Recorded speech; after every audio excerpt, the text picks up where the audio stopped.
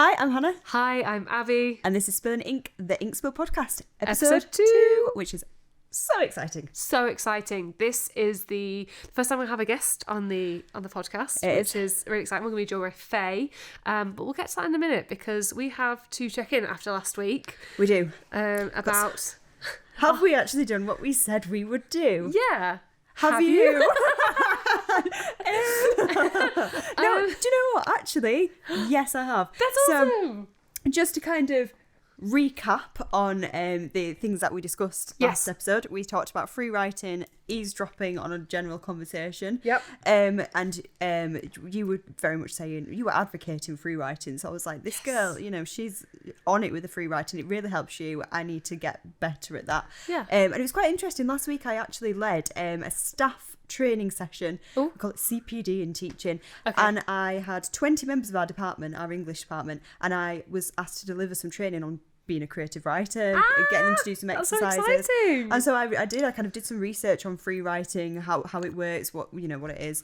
You're channeling your inner Abby. I was relaxed. I took major inspiration from you, and I was like, it works for Abby, maybe it will work for you guys too. So we did a group free write, and then we took that free writing into our lessons, and then I found that really inspiring because some of the things the teachers were coming back with, I was like, God, you've been able to produce that in such a short space of time. I wonder how this is going to benefit me. So I have sat down and I've just given myself 10 minutes before bed with just a pen and paper, and I've just tried to summarise my day, really. Yeah.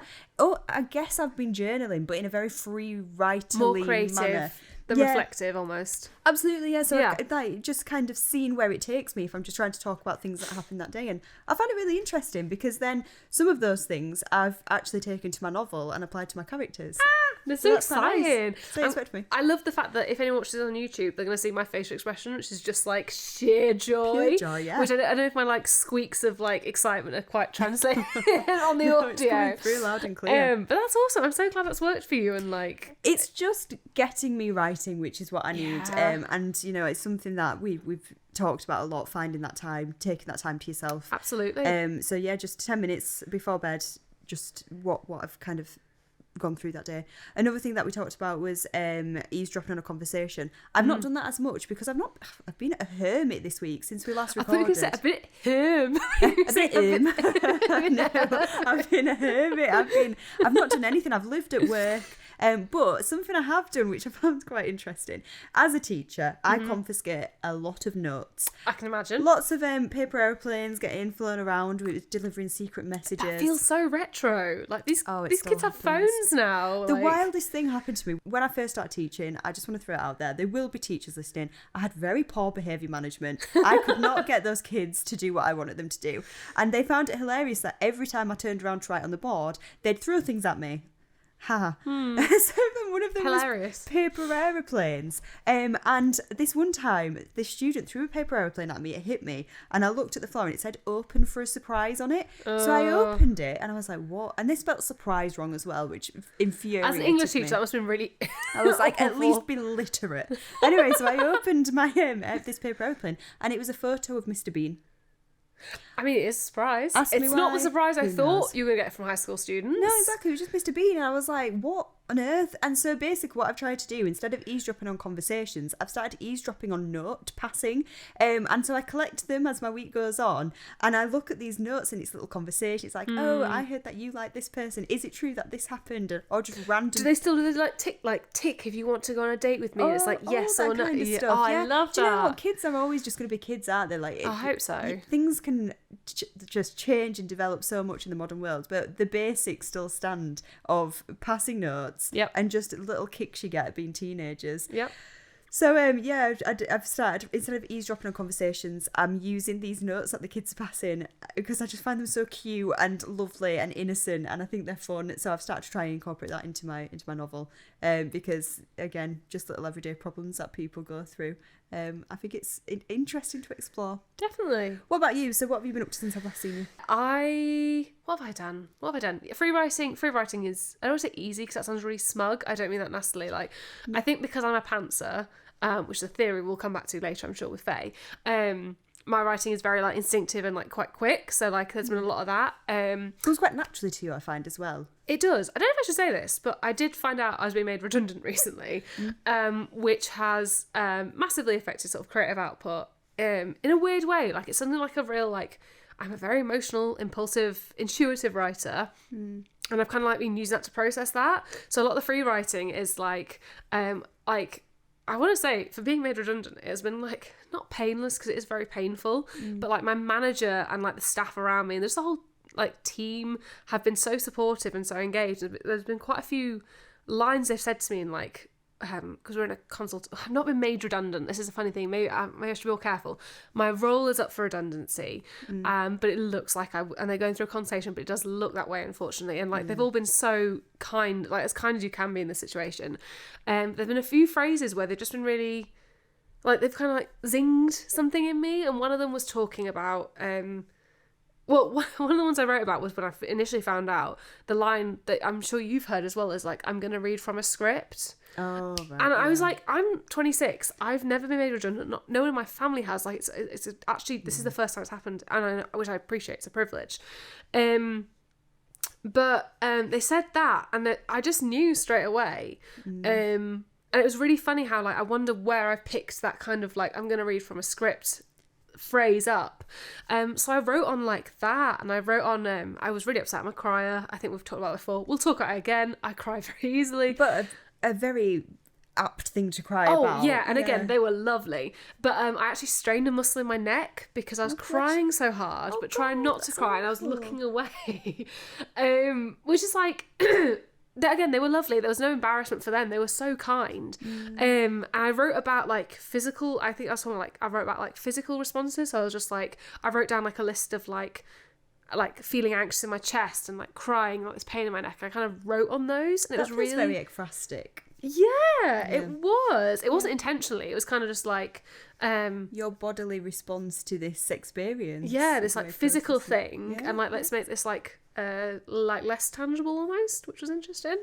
So yeah, that's been like my free writing, and then for like eavesdropping, where did I've only done it. I haven't. Your notes thing sounds super cool. Eavesdropping. I did have one. Oh, I went to hospital because I'm gonna have steroid injections soon. Living the dream. And there was a lady in the waiting room, and she was having the most insane one-sided conversation. Like you couldn't, it's one of those people you just can't help from overhearing. Yeah. And I've got the notes of the conversation somewhere because I was like writing down because my mum was sat next to me. We were like messaging each other because it was so bizarre, and we messaged each other, and the one that stuck with me was, is this about a human or an animal? Because the person or the name she used was like Stephen or like Wallace or something like really strong man's name. And I was listening to her and I was thinking, I have no idea what she's on about. Yeah. And then you're sort of listening, and obviously people do name their pets strong names, and it was just hysterical. I was just writing this down of like, it wasn't probably gonna be a poem, probably more like some sort of like weird comedy monologue thing where at no point could you tell who was or what was really going on. She was very emotional, she was very loud, and she had a really strong like, I think it was Scouse or Geordie, I can't remember, it was like a really strong like regional accent, so like you're like really clocked into like translating as she goes along, and it was just hysterical. I always think that if you're on the phone or something, Ben and I were having a conversation the other day, and I said to him, if anybody else could hear this conversation out of context right now, they would be like, what is happening? Yeah. And I think that's why I like eavesdropping on conversations, because as writers you've got to fill in the blanks, and you can be as hilarious or as heartbreaking normal with that heartbreaking as you want to be, and I think that's why it's a fun exercise. Yeah, so that's my only opportunity, just because, much like you, I've also been a hermit.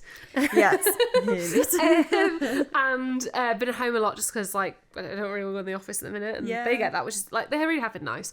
So I've been at home a lot, and obviously I live alone, so there's not really much eavesdropping. I suppose you could eavesdrop Ben if he was, like, chatting to the cat or something. He does as well, God bless. Full-on conversations. I think it's a good one to do just as a way of being creative in day-to-day life, like making creativity work for you, but sometimes that activity really might not work if you're not going out much on. No. You might just genuinely forget. I think it's only when, for me, it's when you overhear something that kind of catches your attention, that's when it's really useful. Because if you, like, say you're on the bus or on a train and you overhear something, I just love it. I love filling in the blanks and being like, what could be the most outrageous blank here scenario? That's fab. Yeah, I love it. I love that. What about your actual project then? Have you Yes. had the collection of poetry? Yes, yeah. So again, like, I can't not talk about it. Being made redundant. Oh, going through redundancy. I know what the official term is. Going through that process has definitely like stifled me.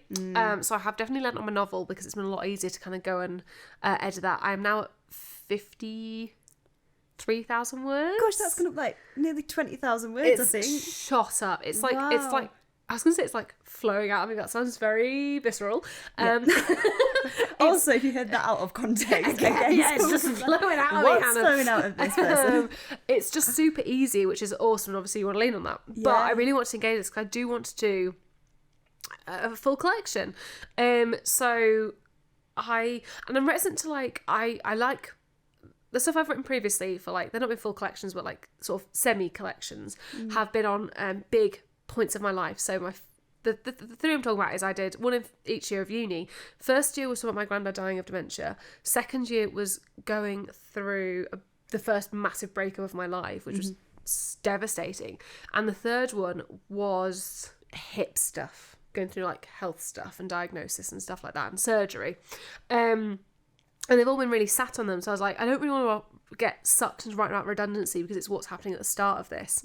So I've kind of gone back and, because I'm going to have these steroid injections soon, I was like, I'd quite like to process like this, because I've been holding for these injections for like 2 years now. Literally since July 2022.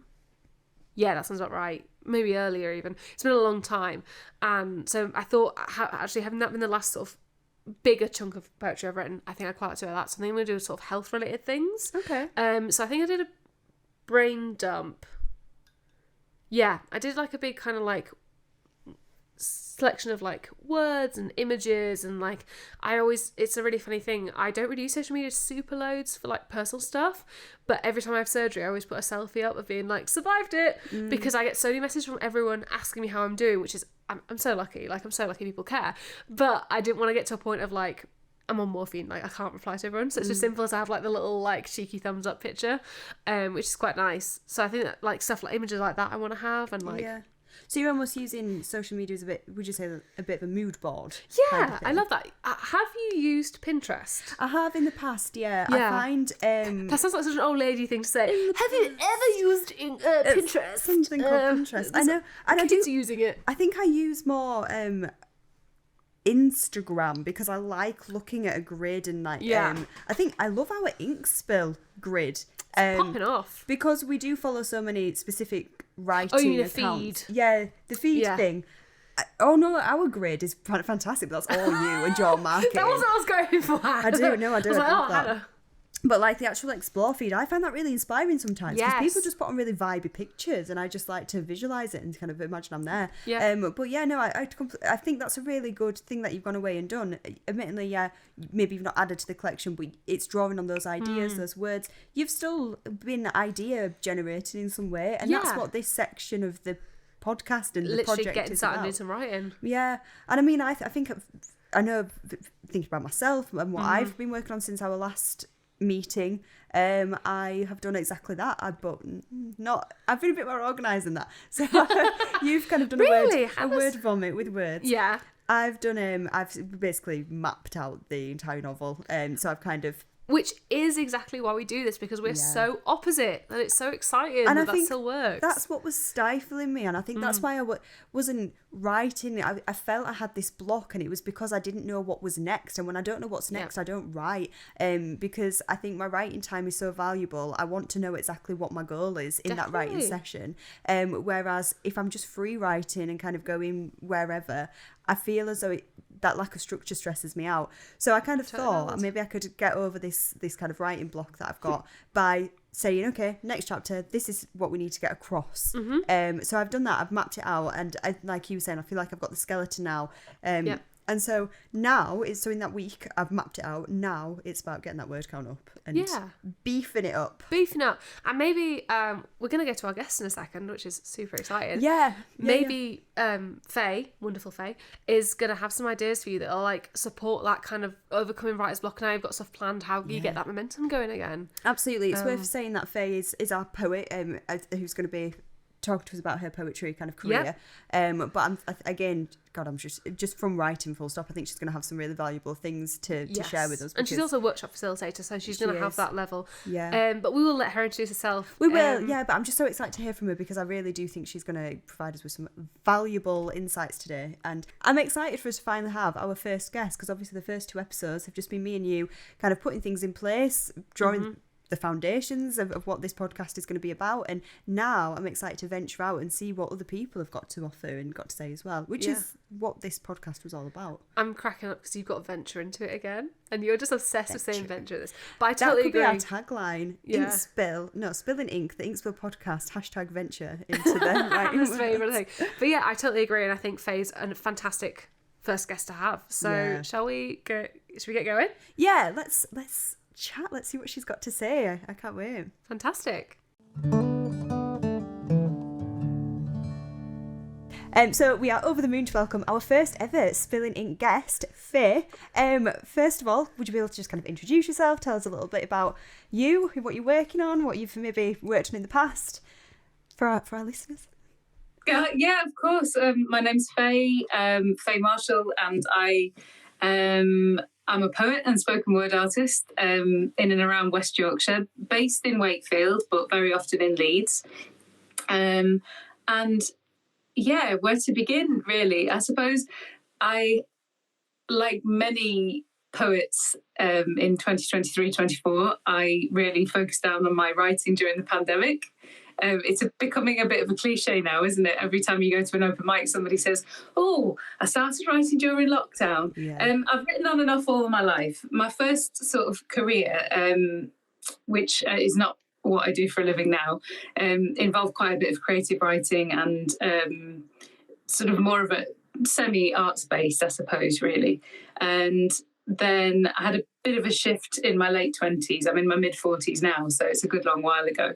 And sure enough, yes, the pandemic came, lockdown rolled around, and there wasn't an awful lot to do apart from go outside for an hour every day. And a friend of mine was invited to join a poetry group online called the Scribner's Union, which you may have heard of. And she and I used to go swimming in lakes and rivers together because that was also very popular in the pandemic, as you might remember. Yeah. And at that time, one time we went out on a Saturday morning and she said, "You should do that, you'd be good at that." And I was like, well, I've never really written poetry before. I mean, I've always liked words, I've always written, and I've always read and stuff, but I thought, well, what's the worst that can happen? I hate it. Anyway, I didn't hate it. I loved it and continued sort of with Scribblers for about 1.5 years, I think, before it kind of dissolved because life got busy and Kevin Gilday, who runs it, kind of went back onto the gig circuit and his theatre career has taken off a little bit and things like that. But during that time, I then sort of started to write more, and then started going to open mics. And my friends all my poetry friends all find it hilarious. And you might have heard about this because it is just ridiculous. But I was adamant that I would never perform, which saying that now is genuinely hilarious. Yeah. And my friends... like, what's that about? My friends love to bring it up. They love to remind me that I was, not only did I say it once, but I was dead certain, like I would have, bet my month's wages on it. I'll never get up. I'm never going to do that. And I think, so now obviously not only do I perform, but I run a night. I run Cloth and Coal, which is based in South Leeds and Morley. Love it. And I've done various other sorts of bits of hosting, and I facilitate workshops in this country and other countries to come. So that's a little bit, I suppose, about what I've done. And Not I'm working much. on lots You're of not other busy. projects at the moment. No. Can I just ask, because I think that's quite interesting. This, you know, you're kind of Yes. saying this nervousness to, or maybe this anxiety to, maybe, to perform originally. Why, where do you think that came from, and how did you maybe overcome that? It was, I'll tell you what happened. I'll tell you. So I wouldn't say it was nervousness, it was terror. Like, it wasn't Wow. just Yeah, nervousness. terror, yeah. I did an online performance with Scribblers, and I was sat in my sort of dining room area, and my heart was racing, I was sweating, it was revolting. Like, there was nothing glamorous about it at all. Oh, bless you. And obviously it wasn't that great either. I think I held my nerves back, but there was no performance. I just sort of went on and read it like I was terrified, because I was. Yeah. And I think, interestingly for me, I think it's because I locked it all away a long time ago. So my younger life, my former life, when I worked in broadcast production, I was actually presenting in local radio from the age of 16, 17. Wow. Very low key, very small bits and bobs. And I did that all the way through till I was about 21. And then I sort of had a career in my early 20s, which was in television production. And it wasn't exactly what I wanted it to be. And I ended up retraining completely, and retraining as a nurse, and kind of, it was almost like I put it all to bed. And I think there was something like a big block that I had emotionally, basically, in going back to it. But picture the scene. I'm on holiday. It's summer 2022. So I've been writing with Scribblers Union for about a year now. I'm in France, and I'm not been shy of the rosé, right? I get a message from Matt Abbott, who is an amazing, not just an amazing poet, but an amazing advocate for poetry in not just in the North, but in the whole of the UK. So Matt Abbott dropped me a direct message and said, what are you doing Saturday night? I think it was like Tuesday or Wednesday or something. I thought, well, I'm travelling home from France on Thursday or Friday, but he said, would you like to do the showcase at Tub Thumping? And I said, Matt, I've never done anything before like this. All right, then. And no sooner had I signed up for it, I was like, right, I've said it now, so I've got to do it. I'm the great believer, if you say you're going to do something, you do it. But I was frightened. And it was a 10-minute showcase set. So I didn't even start off really doing an open mic, which is the traditional way to do this, obviously. I went straight into a showcase set with Matt, who I love, and the headliner that night was none other than Joelle Taylor, winner of the T.S. Eliot Prize that year. And it was massive. I know. Gosh. So I was I don't quite know what I believe in the sense of fate and stuff, but on the days when I do believe in fate and there being a guiding hand from the universe, then that was more of a guiding hand. It was more of a guiding shove, basically. Yeah. Absolutely. That's how it sounds anyway. But God, what an amazing first gig, really. That's incredible. I know. And it was well received. I did 2 pieces that I'd written, sort of performance-ish. They're more for performance than anything else. And they went down well. And after the gig, when I was having a chat with Joelle, who is an absolute inspiration to me, and she said to me, I told her that, what I've just told you, and she was like, oh, you're, and she sort of gave me the nickname of teenage poet. She was like, you're a teenage poet. You're just starting out. You're like an adolescent poet. Like, I was in poetry puberty, basically. Yeah, I love that. And she was right. And I still feel like I am, to be honest. Maybe that's always going to be the way. Yeah, I think, we talk about this quite a bit, don't we? When you work in a creative industry, you never stop learning, do you? You never stop developing and changing as a writer. No. I genuinely think that that's any industry or anything that you work in. There's always more things to learn and to do, and more things to develop in yourself. In real life, I work in nursing, and that is an absolute. There's no option about lifelong learning with that job, in the formal sense, and also the fact that I learn from my patients pretty much every day, I would say, which is an amazing thing. I feel very, very lucky. I'm sorry, I'm going off piece of the questions we sent you. Do you find that kind of job influences your work and your writing quite a lot then, obviously, because you'll hear so many different stories and experiences, I imagine? Yeah, and that's a really poignant question for me. And please don't worry about deviating from the things that we said we were going to talk about, because I'll talk to you about anything.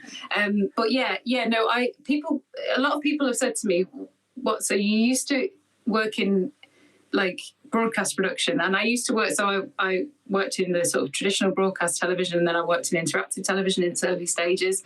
So this is a long time ago now, and people are like, "Why did you switch to nursing? What? Like, how did you get from there to there?" And they find it very difficult. And I've said, because I love stories. Mm-hmm. And basically, I was in a career where I thought, naively now, that it was going to be sort of narrative led and story led and creative led.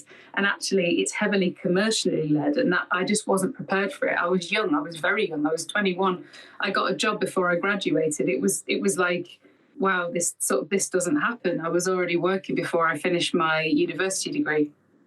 But I think that's because, as I said, from the age of sort of 16, I'd been doing bits and bobs in, local BBC radio, local commercial radio, all sorts of different things, voice work, everything. So I was sort of ready and raring to go. And then in my sort of mid-20s, it was kind of like, oh no, this isn't for me. But I now know, looking back, that basically I love stories, and what better to get access to stories than working in nursing, because people are just containers of stories walking around living their lives, and we all learn from stories. In fact, I'm working on I'm actually going to be delivering a storytelling sort of poetry workshop, and the more I think about it, the more I'm just like, yeah, I'm obsessed with stories basically. Yes, you're right, I do write. Definitely my work gets into my writing, and the poem that I'm probably most known for in the sort of West Yorkshire open mic scene is one which is about dementia, early onset dementia, and electronic music, which sounds strange, but if you've ever heard me read it, it does make an awful lot of sense. And yeah, it's not about a real person, it's about a whole load of people that I've looked after over the years, and they all in there in little ways. So yes. Yeah, I heard you, because that's where we met at your event, Cloth and Coal, back in summer last year. I think it was, yeah, it was summertime. It was light warm. After like 5, so it was like definitely not the moment. And I just remember, like, I was watching her, like, it was already a lovely night. You had like sparkles, and like it's quite a small venue, but it was like full, and that was like, the energy was so good. Yeah. And you read that poem, and I have a hip problem. I've been through a load of like surgery stuff, and we've had a lot of family with dementia and stuff, and it was just like really resonant. And I was just like, because you're a fabulous storyteller, like your work is very like narrative based, which is like so exciting, because I think a lot of, sounds really contradictory, I think a lot of poetry is about experience, whereas yours is about story, if that makes sense. Which I know sounds like a funny one, but you just sort of tread that line really nicely, which is really fun. So I hope to hear you perform it again soon, because it's a really good poem. Yeah, brilliant. Thank you very much. Yeah, it seemingly has touched a lot of people. It's very often when I, been to different places with it. I've been to, I performed at the Leeds Literature Festival last year, the year before at the Leeds Poetry Festival. The only time I've managed to make it over to Lawrence Batley in Huddersfield to Rose Condo's night, and I read it there. And pretty much everywhere that I read it, and obviously I've read it in Wakefield and Leeds in different places, but pretty much everywhere that I read it, people come and talk to me afterwards, and often tell me about their experiences with dementia. Only one time has somebody come to me afterwards and talked to me about the electronic music bit of it. Yeah, that sounds about right. Yeah, only one time somebody came up and went, I've owned every one of those drum machines. And I was like, yes, this is great. Everybody else talks to me about the dementia component because, like you say, it is very, very relatable. Yeah. Most people have had an experience that they can relate to, whether it's a care experience as a sort of informal carer, or an experience with hospital or nursing homes, or dementia itself. It's very relatable. It's very human. It is. Yeah, and we were talking about this in a past episode. We were saying how special it is when you perform a poem and someone comes up to you afterwards to say, you know, that really resonated with me and it struck a chord with them. And I think, yeah, there's something that's so special about that. We've said in the past when someone, you know, acknowledges the fact that your poem spoke to them in a way that made them feel seen. I just don't think words could ever describe how wonderful as a poet or a creative writer that feels. Yeah, 100%. Personally. Yeah.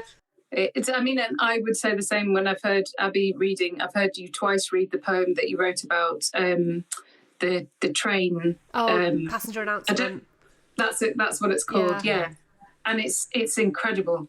And it both times. And when you started, obviously I'd heard it once before, and then you started reading it again at Getting Gobby in the Lobby, and I was like, in Wakefield, and I was like, I know what's coming, and this is amazing, and it touches me, and you know, it's something that I don't relate to it as a sort of from a personal level, but I think as a compassionate person who works in a compassionate job, if you like, and I do look after lots of people with mental health needs as well as physical health needs. I was like, this is incredible. So yes, hats off to you really for doing a very similar sort of hitting, you know, in here for me in a similar way. It was funny, you performed that today, so at the event that Abby was performing at tonight, and the entire room, you could tell, were holding their breath as you were performing it, because at the end, as soon as you finished, everyone just went it just took it out of them, like, oh my god, like everyone just needed a moment afterwards. And again, it's amazing to make that impact, you know, with your words is just incredible. It's incredible. You should be very proud. Thank you. It's the line I said tonight is like the joy of poetry is that you get to share an experience with people that often you don't get. Like with other art, there's a screen or a stage or a frame in the way of like interacting with it. Whereas poetry, the person is there, and even when they perform other people's work, I often perform Roger McGough, Michael Rosen, a few local poets. I've got Charlotte Wetton in my performance stuff at the minute, because I just think her stuff's fantastic. Ian Harker's collection's really good. They were both at Gobby in the Lobby when I was there. They were headliners. They were fantastic. Yes, of course. Ian was headlining, wasn't he? Yeah. They both were, and it was so useful to like. Yes. That's what we like they these both were nights. together, weren't they? Yeah, it was such a treat. Yeah. But yeah, it's so nice to have those experiences where like you're face to face with them, and having read their poems, it's super special. But yeah, thank you. So yeah, Roger McGough and like Michael Rosen, massive influences for me. But who are the biggest influences for you in your writing? How does that? Oh, well, I mean, I've already probably mentioned my biggest performance influence, which is definitely Joelle. She's I've never seen anybody perform like that before, ever, in any way, and I think her work is like pioneeringly brave, basically. I just am like, wow. And yeah, it's not just about the performance, it's the subject matters as well, you know. She allows me to look into a world that I've never lived in and never will live in. You know, and I just think that's, like you said, it's allowing people to have an experience, but with no sort of barrier at all to the interface. You know, the interface we are the interface. That's it, isn't definitely. it? Yeah, it's kind of a pretty lo-fi art. It's probably the most lo-fi art, which, you know, is wonderful. From an influencer's point of view, there are so many, and yet also now I'm just kind of like, other than Joelle, I'm kind of like, I don't know. But I've got a book here from, which I was going to sort of mention as being one of my favourite collections, which is Caroline Duffy's Rapture. Yeah, it's a good one. Oh, it's amazing. And that just makes me want to write and write and write about love and life and things. And she writes very differently to me, which is, I think, probably why I'm so attracted to it, because it's almost like that forbidden fruit element that something I don't have and I would like. Yeah. And I mean, at the moment, I'm also, there's a poet in Wakefield called Liz McPherson. I don't know if you've heard of her. Why? Yeah, I have. I've seen the name, I think, because I'm from Wakefield originally. So I'm kind of familiar. I think definitely the name rings a bell anyway. Yeah, well, she comes often to the Getting Gobby in the Lobby nights, and we have sort of connected through that, and I've heard a lot of her work, and the way she writes about the human sort of experience just touches me. She's going to be having a collection coming out later this year, I think, with the Apple Press, who I'll talk to you about that in the fullness of the questions. We'll get that. Yeah, we'll get there. But yeah, she wrote a poem. I don't know how long ago she wrote it, but she sort of performed it recently, about cutting her father's hair. Mum and Dad are in their 90s, and there's just some incredible lines in there about fragility and age, and she's just really touches me. It's just really delicate and considered. I'm also a big fan of Louis MacNeice. I never know if you say it like that. And I've read quite a bit of Seamus Heaney. Classic, yeah. I like all sorts of. I mean, I'm just thinking. When you said Roger McGough, it just takes me back to my childhood, because he used to be. I had a poetry book of Roger McGough's when I must have been about 10 or something. And it came from the book club. We had a book club at school, where, I don't know if you ever had that. You're probably a bit young. They used to bring these piles of books in, and you could order them. You had to like a Scholastic Book Fair style thing. I do remember that. Yeah. They were cheaper than they would have been if you'd gone to a shop like Waterstones type shop. And I had a book of his poems that were very silly and very wonderful. And I also really love Spike Milligan as well. Michael Rosen, sort of similar, like those sort of poets. Michael Rosen, what a legend. So I sort of semi-met Michael Rosen last year. He came to Ripon Literature Festival. Right. And when I say semi-met him, this is how it went. I was coming straight from work. I work in a big hospital in Leeds, and I was late, basically, and I had to drive up to North Yorkshire. And this must have been, I think it was it like October, November time? It was dark and it was cold. It had been raining. And I was sort of driving up. I got there late. I had got a ticket, but the place, when I got there, the theatre space as it is, it's like a little community theatre, was in pitch black dark. And he actually ended up performing the first half of his set. He was reading from his book, his memoirs of the pandemic is what he was there to read. And he did the first half of his set completely in the dark. They only just put the stage lights on for the second half. It was very strange. I just got the impression that the people who were perhaps operating the light board were not used to operating the light board. Yeah. But yeah, when I arrived, I was like 5 minutes late. And they said, you will have a seat, but we can't see it. And nobody had a torch. They couldn't show me to my seat or anything like that. So I ended up sitting on a pipe at the bottom of the skirting board by the door for the whole thing. Wow. And he sort of read all these excerpts from his book, which were incredibly powerful and moving and wonderful and insightful. And I just was like, you're amazing. He just blows me away. And then they threw the house lights on, so then we could all see. I still couldn't see my seat. I was still sat on the pipe. Anyway, he threw the house lights on, and he sort of said, any questions, anybody want to sort of threw it open to interact with the audience, and nobody said a thing. No. It was well strange, and so I didn't really have a question, because I was just kind of processing everything, and I dashed up straight from work, and my brain was still half in Leeds, and you know how it is. And I just sort of went like this, and I just said, hiya, I work as a nurse, and I worked through the pandemic, and I just wanted to say thank you to you, because I see you defending us on Twitter all the time, and I'm just really grateful for everything that you do for us, because obviously the NHS, without wanting to sound dramatic, saved his life. He was very, very sick, and undoubtedly wouldn't have come through it without all the people, wonderful nurses and doctors and everybody else who looked after him and still does. And then the cutest thing happened thereafter, in so much that as we went on through that, so all the people did start talking to him then, and sort of saying, asking questions about the book and this, that and the other.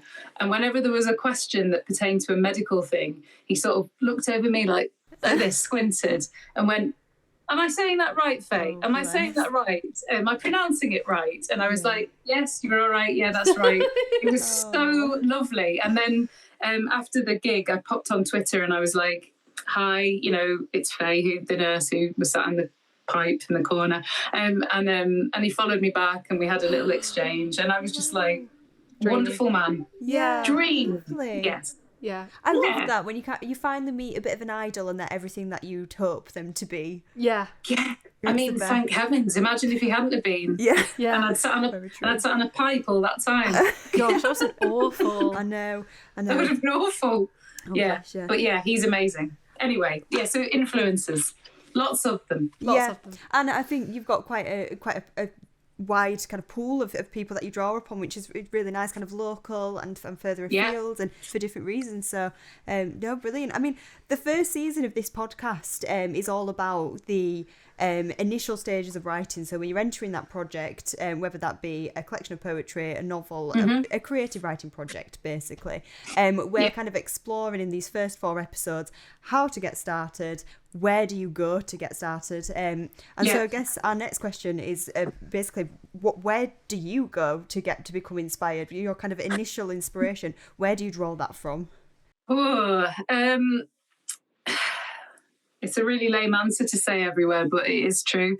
I suppose, so somebody was asking me not that long ago, what do you want to happen when you, this was about performing a poem actually, more so than just writing a poem, but when I share a poem. And I said, essentially, if you boil it right down to the very core essence, I want people to feel something. Yeah. That's it. They do. I can't. Yeah, hooray! I am not able to control what they feel from my art, as it were, but I want them to feel something. I always think like I feel things very, very deeply. I think a lot of the time, which has its own interesting consequences in life. But I often, think to myself, really, I just want you to feel something, but what you feel is what everybody feels is going to be different. But I think it's like that's the magic sort of alchemy of sharing poetry.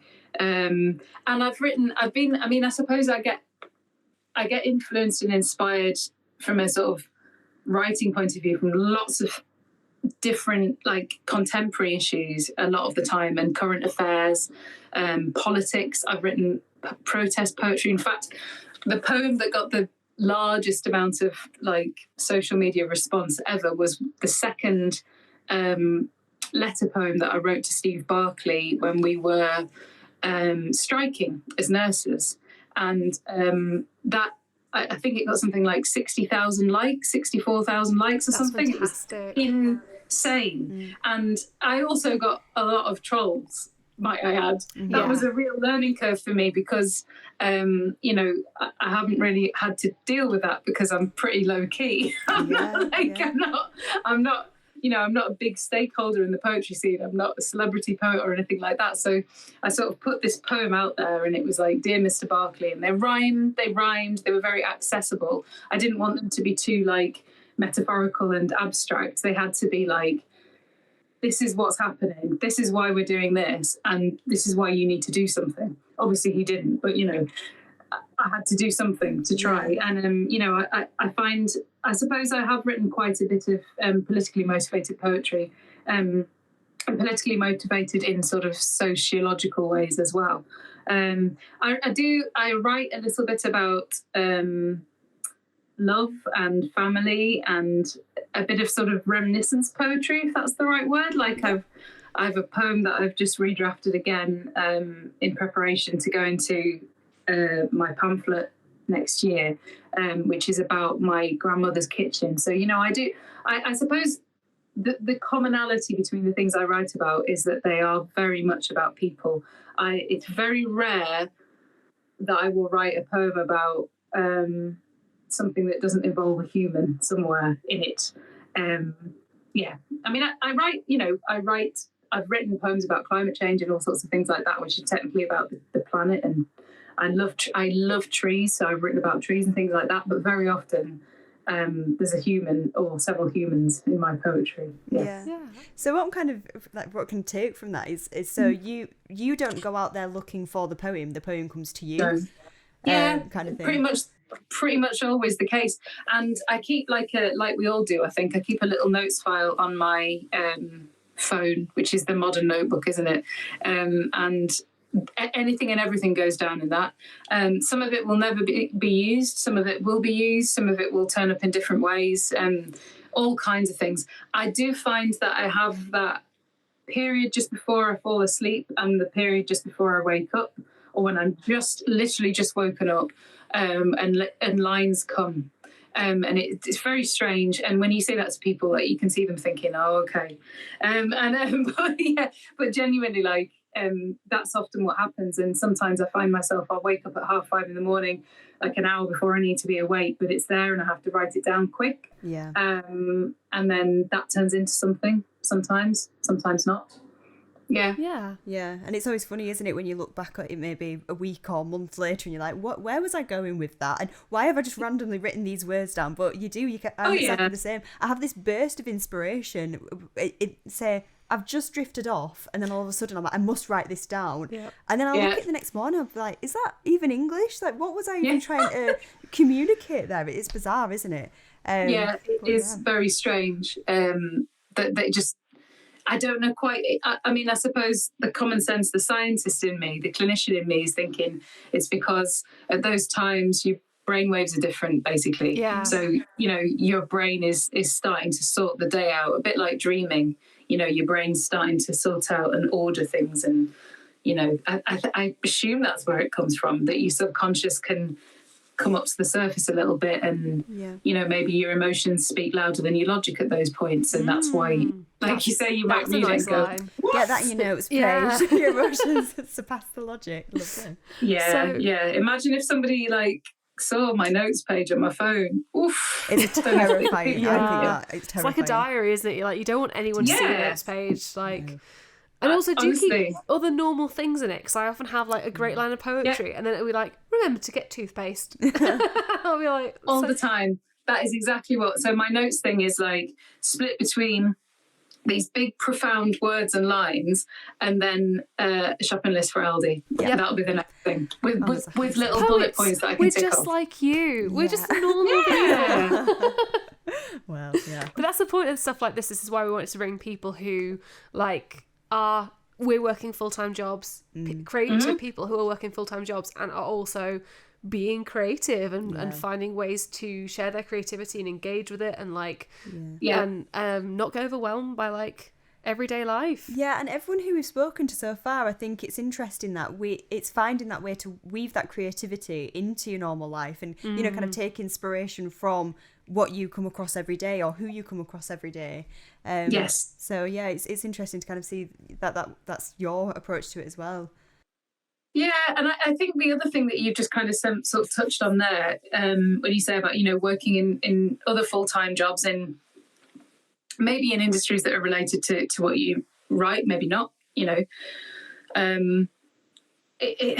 finding the energy and the balance and the work-life balance and all those things, that there are times when it gets very, very tricky, because as sort of the end of the day comes, and the idea of sitting down, I've been sat down this afternoon drafting out proposals for it's actually proposals for a radio documentary, and it's these are my 2 days off from being in a very responsible role, which I do obviously 5 days a week, and it's God, of the 2 days off, I've spent at least one of them writing in different ways for projects to do with all sorts of different things, and I love it, but I'm also aware that I have to rest at points as well. Yeah, definitely. And I never more have I felt that since I started writing. It's if I don't rest, I can't write. It just doesn't come. There's nowhere for it to come from. Completely. Yeah. I mean, that's just me completely. Hannah's just yes, looking in a mirror. Absolutely. Yeah. So I have to ask, once you get your story, once the story or the idea comes to you, how do you get started? There's a whole theory of pantsers and planners, which we've discussed previously ourselves. But just to kind of remind you, if you're a pantser, which is what I am, you just go for it. You just throw yourself in. Or if you're a planner, which is much more Hannah's speed, you just everything's much more linear and plotted out. So we Which one are you? How do you get going? Not really a planner. Can't lie. Kindred I'm not- spirits. So yeah, like if I'm writing something, if I was writing like an essay, say for example, in an academic sense, then yes, I did used to plan that kind of writing. Or if I was writing sort of more clinical writing, which I do all the time, I have to plan that, and it comes under headings and sections and all this sort of stuff. With poetry, no, that doesn't tend to happen. I tend to write down everything that I've got, and then what happens is I'll write down everything that I think, and if I don't know how to say the lines, I'll just write a word of something that I want to make sure I get in there. There's another poem that I don't know if you've heard, which is about pride and working class pride, that I wrote off the back of a workshop in 2022, top of 22. I went to a workshop, and we were workshopping about the 7 deadly sins. That's where that came from. And I remember with that one, I actually just sort of sat down, had an A4 piece of paper, and I just essentially wrote the poem in sort of probably about a third of what it ended up being. And then I kind of transposed that into an electronic format and just fleshed it out. And that tends to be what I do, but it's not, I don't sort of sit there and think, oh, I must write a beginning, a middle, and an ending. I just more likely just throw something down and then look at it and think, oh, I think that's begging to be a long poem, and I need to, draw more out of it. And sometimes the other way around. Sometimes I'll write something down and it'll be 3 times as long when it starts, and then by the end of it, I cut it down and down and down and down. And in fact, editing is a skill that I am starting to learn from some mentoring that I'm undertaking at the moment with Mark Connors from Yaffle Press, and fantastic. It's invaluable because I'm very good at sort of editing other people's things. Like I can look and see, but it's very different when it's yours. Well, I get really precious about it. I'm like, no, that's a fantastic line. Obviously, everyone knows it makes sense. And then you've got to be like, if someone I trust is editing my work and they're telling me this doesn't work, I probably should accept that this does. What do I need to do to make it work? No, I know what you mean.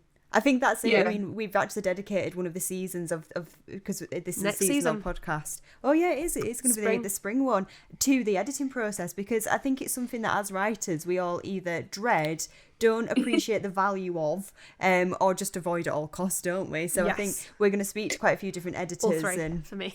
Yeah, all of the above. Because it is such a valuable part of the writing process, isn't it? And it can make your work. Well, it can just make it, can't transform it? Yeah, it does. Yeah, transform is the word for sure. And it can be an incredible process. But I also think, so from a personal development point of view, it's wonderful. It stings, not gonna lie. Like it does. It smarts and it stings, and you think, but what a wonderful thing to be able to get better at taking feedback and criticism that's given in constructive ways. It's never anything other than that. But what a wonderful thing that does for you as a person. I think it's a really good sort of evolution of your kind of self-respect, really. And I think you kind of have to approach it with self-compassion, which is something that I talk a lot about when I'm teaching in my real life job. I teach a lot of sort of junior nurses, and I talk to them an awful lot about self-compassion, particularly because I work in palliative and end-of-life care. It's a particularly difficult emotional field to work in. And I a lot of the time I'm sort of saying, be kind to yourself. Don't, when you've had conversations that are difficult with people, take 5 minutes just to sort of check in with yourself and be kind to yourself. Talk to yourself like you would talk to a friend if they just had that difficult experience. And so I find that when I'm doing the editing stuff, I'm kind of like, it's okay. I'm reassuring myself. It's okay. It's okay to feel hurt. It's okay to feel raw. It's okay. It's okay.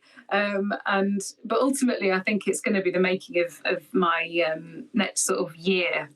And that's what I'm kind of dedicating this year to on a sort of personal level, trying to get better at drafting and editing. Fantastic. Yeah, no, there's just so much that I think we can pick out there that I think is going to be really valuable advice for this podcast, really, because that is something we're trying to help others with through this podcast, kind of getting different people's experience, different approaches. And there's so many things that I heard there that I was like, oh, I should do that. Just when you were saying, if you don't know the line, just put the word. What do you want to kind of get across in that line? Yeah. To me, I was Absolutely. like, because I get writer's block and I give up and I stop. Whereas if I had just the words, I could come back to them then. And so already for me, I'm like, I'm going to try that. So it's going to be valuable for us as this podcast as well. So yeah, thank you for that.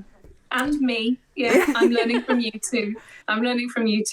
Yeah, writer's block is a weird thing, and I suppose that kind of echoes a little bit back to what I was saying. Like, if I don't rest and I haven't slept, and all those sorts of things, then that brings about a very regularly a block where I'm just stuck, and I can't get to. I know that I want to say things, but I just can't get to them. But I have developed over the last couple of years different ways of dealing with that. And I'm sure you have too. One of my favourite is a very simple free write. Just make marks. And I think the person who gave me the kind of unlocked that for me and gave me the confidence was Laurie Bolger. I don't know if you've ever done any of her. I've been meaning to. She runs like Sunday the Breakfast Club. Clubs, or like in your pajamas and stuff. Like I follow her on Eventbrite, but that sounds lovely. Yeah, it's always on my list to do. I just haven't got to it, but yes, sorry. Yeah, no, her workshops are her Sunday morning workshops are absolutely wonderful. It's 1 hour. It's like 12 or 13 quid or something, and it's money very well spent. It's on Zoom, she's London based, but people are zooming in from the UK and further afield. That's exciting. And it's almost like it's like first aid for me. She's got so many good ways of sort of stirring you up creatively and freeing you, and one of them is simply, just free writing. But she does it she's very clever. Like, she's wonderful. She's a brilliant poet and wonderful person. And she you'll be doing a free write and she'll just interrupt and give you a word. And then, so it's kind of like you're going along a road and then she gives you a turn and you go that way, then you go that way, then you go that way. And, before you know it, you've filled 2 sides of A4. Yeah. And you may take 3 words from that, but you've got, you've moved past the block. It's amazing. Yeah, so exciting. Yeah, I think there's 2 really good bits of advice there. So the free writing, but then also just knowing what's available to you, kind of the workshops that are out there. Maybe just doing a little bit of research in that area, because I think quite often if you have got writer's block, maybe just somebody coaching you in some way can be helpful, can't it? So yeah. Yeah, it's absolutely. We at the last Word Folk poetry workshop, which is Tim Brooks and myself run Word Folk Poetry. We started doing a series of workshops. We're going to be doing them all through this year in Leeds and then in Wakefield. And at the last session, I used the golden shovel technique for the warm up. That is another one that I use to get out of writer's block. Do you want to explain for those who don't know? I don't absolutely. know. Absolutely for Hannah. Yeah, of course.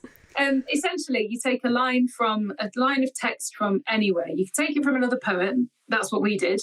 I just popped a poem up on the screen, and I sort of said, some really good. It was Vistas by Louis McNeice. I was like, some dead good lines in here to be doing this golden shovel stuff with. But I said, were it not this, you could pick up the cereal packet on your breakfast table, or the can of pop you've got in your hand, anything that's got a line of text, anything, bus timetable, whatever, and then you just simply sheets of paper in front of you. On the right side of the paper, you write down vertically each word of that line. And then you from the left hand side you write into it. So each word of the line of text, whether it's a line from a poem or a book or a crisp packet or whatever, and each word becomes the last word of every line of your little free write poem. Oh, that's brilliant. And it's dead clever. It's so simple, but it often shifts me out of a block. That's fantastic. Yeah, that's brilliant. I've never, haven't heard of that before. But I can absolutely see how that would get the cogs turning. It's a good one. Yeah. It's a good one. And you can do it anywhere. As I say, if you're sitting on a train journey and, there's something like an advert or something, you could take a line off the advert that's on the wall on the train and just do it from that, anywhere, anything. That sounds like a really good, just completely off topic for Inkspill. Just that sounds like a great workshop, because as part of Inkspill we do half workshop, half open mic, and I'm always kind of thinking of ideas for that, and I think that would help quite a lot of people, wouldn't it? So might steal that from you. Yeah, you can have it. It's not mine. Well, we're up to our final question, which is just such a shame, but also thank you so much for your time.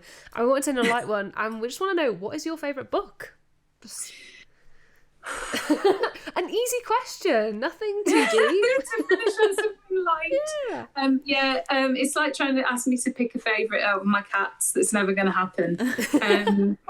I had thought about this before, and I'm going to sort of I'm going to be cheeky and not necessarily say what my favourite book of all time is, basically because I don't have one. I have a team of books. Yeah, that's what it's like. A little team. Yeah, like a team of books that work with me. But I'll tell you what I'm reading right now, if that's okay. I mean, there is obviously the Carol Duffy book that I mentioned before. One of the reasons that I love Rapture so much is because it goes through the different sort of stages of love and romance, and I am very I would call myself a realistic romantic. I'm very much a romantic person, but I also, I'm quite pragmatic as well. And I think that I love love, right? Everything comes down to it. Everything boils down to love at the end of the day, in one way or another. But I just love the way that she sort of goes through the different stages of the kind of early rush, and then things where relationships are not working out so well and everything like that. So that is a favourite collection, and I read that quite a lot. I've got another book here, which is by another Leeds-based poet, Emily Zobel Marshall. And this is Bath of Herbs. And I find, so I've only seen Emily read once, which was at an event, the last event actually, at the Tetley before it closed down in Leeds. Yeah. Just before Christmas, and it was for the book launch of Olawale Now. A collection of poems, contribution by a bunch of different wonderful poets, as a sort of remembrance event and book. It's an amazing collection, remembering David Olawale. And if you don't know who that is, obviously we don't have time to go into it, but Google him and learn about how important it is that we keep talking about him still. And the Bath of Herbs, there's something about the way that Emily writes that is very passionate, and I feel like I write very passionately too. I feel like passion is behind all of my poetry, basically. Passion. There's always be passion for something in it, whether it's passion for good healthcare, like I was talking about before, or whether it's a passion for I don't know, it could be anything, storytelling, like we were talking about before. There'll always be passion behind it, and I find that's she writes very much from that point of view. And then I couldn't go through this without mentioning my wonderful friend and co-pilot for Wordfolk, Tim Brooks, and his collection, his pamphlet that he released in December, which is called Keep Taking 6 Away from 100.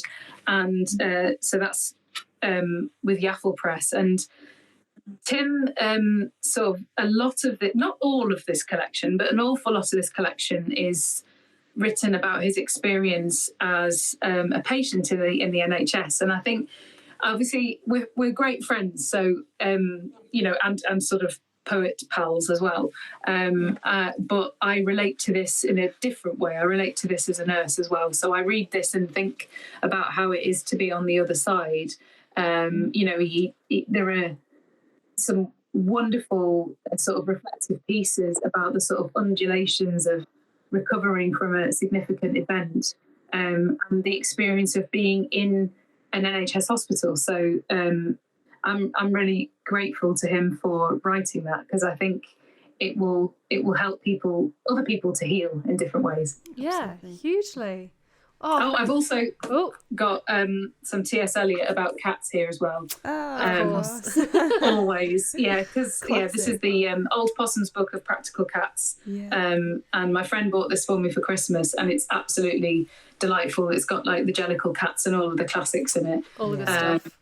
I am a cat lady, so Fair play.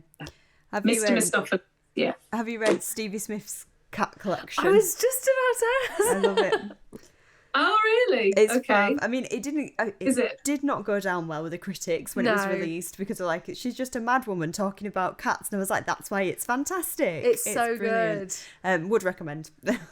Yeah, no, I need to read it. I am that cat woman. Like, Yeah. that is me. Same to Love be fair. Yeah. Except for, I mean, you can't even tell, but the scratches on my arms, however, show that Oh. my cat is not a human person, and that's fine. Yeah. We Yeah, just I mean, take what we can get. is it even a day with a Y in it if you haven't got an injury somewhere? Yeah. You know, I've got a variety of they're like ownership marks, aren't they, to Yeah. make sure that they Cat know people I'm are in. mad. I'm a dog person. You like, it's great. It's a mark It of love. scratches. It's a mark of love. It is. I'm just like, my dog brings me little treats to play with it and fetches balls and Yeah. never scratches me. And you guys are like, yeah, it's a mark of ownership. Yes, yeah, it's true love. It is Yeah. totally like, and I love dogs as well. I'd love to have a dog one day, but yeah, no, cats, honestly, it's their attitude. I just absolutely, I That's love valid. how cantankerous and contrary they are. Yep. It's something that I aspire to being. Good. One day. God, yeah, be more cat. That's it. Be That's more what we cat. can all take from this Always. conversation. That's the last Be more note. cat. But honestly, thank you so Yeah. much for talking to us. More I could just talk forever because I've loved this conversation. I Yeah. found it just really I interesting. told you Faye was a fabulous I know, first yeah, guest it's- choice, and Really, just lovely to meet you. Obviously, because I've not met you before, and I've just found this so interesting. So thank you so much. yeah, it's been wicked, Faye. Thank you. Faye was fabulous. Faye was fabulous. I cannot tell you how much I loved that conversation. I've never met Faye before. Faye's somebody who you've seen in the past, and so you Yes. thought she's going to be a brilliant guest. Yeah. Oh my God, she was fabulous. Yeah, she was great. I Just so much that we can take from that conversation. I mean, I already feel. This is why I'm so happy that we're doing this, because I feel so inspired just from that conversation. it's really reassuring, isn't it, that like we're on the right track.